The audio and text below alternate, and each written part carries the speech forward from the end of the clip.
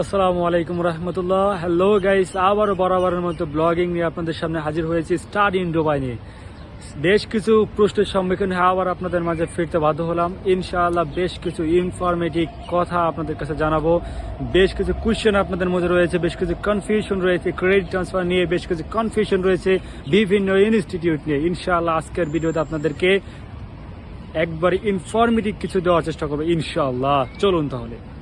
Secondly আপনাদের মাঝে ইদানিং বেশ কিছু কোশ্চেন দেখতে পাচ্ছি। তার মধ্যে মেইন একটা কোশ্চেন হচ্ছে যে ইদানিং কিছু ইনস্টিটিউট তার টিউশন ফিস বাড়িয়ে ফেলেছে। হ্যাঁ, এটা সত্য। $250 বেশ কিছু ইনস্টিটিউট বাড়িয়েছে এবং আপনারা সরাসরি যে কোনো ইনস্টিটিউটের ওয়েবসাইট রয়েছে, লিগালি ওয়েবসাইটগুলোতে ঢুকবেন এবং ঢোকার পর সেই ওয়েবসাইট থেকে আপনারা জেনে নেবেন লিগ্যাল তথ্য যে সেখানে টিউশন ফিস কত। যদি আমার ইনবক্সে আপনারা টিউশন ফিস জানতে চান, ইনশাল্লাহ আমি চেষ্টা করবো আপনাদের বিভিন্ন ইনস্টিটিউটের টিউশন ফিস জানানোর জন্য। এবং বন্ধুরা, আরও একটা বিষয় না বলে পারছি না যে দুবাইতে আপনি যে ইউএইতে পুরো আরব আমিরাতের যে আপনি এমিরেটস কার্ড পাবেন, এই কার্ড দিয়ে আপনি প্রায় আশেপাশের অনেকগুলো দেশেই ভিজিট করতে পারবেন। আপনারা অনেকে জানেন, বাংলাদেশি ভাইরা অনেকে আছেন যে জাপান যাওয়াটা অনেক টাফ, বাট এখানে এমিরেটস কার্ড হয়ে গেলে আপনি এখান থেকে 6 মাস পরে জাপান যেতে পারছেন। এখান থেকে আপনি তার আগে টার্কি যেতে পারছেন।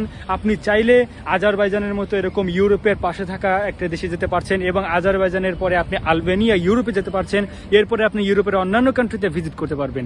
দেন আপনি চাইলে এরপরে আমেরিকা, কানাডা, অস্ট্রেলিয়াতে সেখানে ট্যুরিস্ট ভিসাও যেতে পারবেন। আরও একটা বিষয় যে এইখানে এসে কি যে কোনো স্টুডেন্ট জব করতে পারে কিনা। অবশ্যই প্রত্যেকটা ইনস্টিটিউট আপনাকে এনওসি দিতে বাধ্য। যদিও আপনার ভিসাতে লেখা থাকবে not allowed to work, but অবশ্যই আপনাকে ভার্সিটি এনওসি দেবে এবং আপনি ফুল টাইম এখানে জব করতে পারবেন। আর দুবাইতে কখনোই পার্ট টাইমে আপনি জব পাবেন না। এখানে ফুললি 12 ঘন্টা থেকে 11 ঘন্টা জব আপনাকে অবশ্যই করতে হবে। এবং অবশ্যই আপনারা জেনে আসবেন কিছু ইনস্টিটিউট রয়েছে সেগুলো অনেক দূরে, যেগুলো কস্ট পড়ে যায়, এখান থেকে যেতে অনেক বেশি কষ্ট হয়ে যায়। সেগুলো অনেক খেয়াল রাখবেন, কারণ দুবাইতেই পুরো আরব আমিরাতে ইউএইতে সবচাইতে বেশি খরচ হয় ট্রান্সপোর্টে। তো অবশ্যই ট্রান্সপোর্টের বিষয়টা খেয়াল রাখবেন। ট্রান্সপোর্ট যদি আপনার খুব কাছে হয়, ইনস্টিটিউটটা অনেক কাছে হয়, তাহলে অবশ্যই পড়ালেখাটা করতে সুবিধা হবে। কিন্তু দূরে হলে ট্রান্সপোর্টে আপনার যে কষ্ট হয়ে যাবে, আপনি জব করে সেটা কখনোই তুলতে পারবেন না। আবার আপনাদের মাঝে ফিরে আসবো ইনশাআল্লাহ। ইনস্টিটিউটগুলোতে কেমন পড়ালেখার মান, কোন ইনস্টিটিউটে কেমন পড়ালেখা করায় এবং কিভাবে প্রোগ্রাম অ্যারেঞ্জ করে, এবং সেগুলো নিয়ে আপনাদেরকে অবশ্যই একটা ভিডিও দেওয়ার চেষ্টা করব। ঠিক আছে, আবার দেখা হবে ইনশাআল্লাহ। আল্লাহ হাফেজ।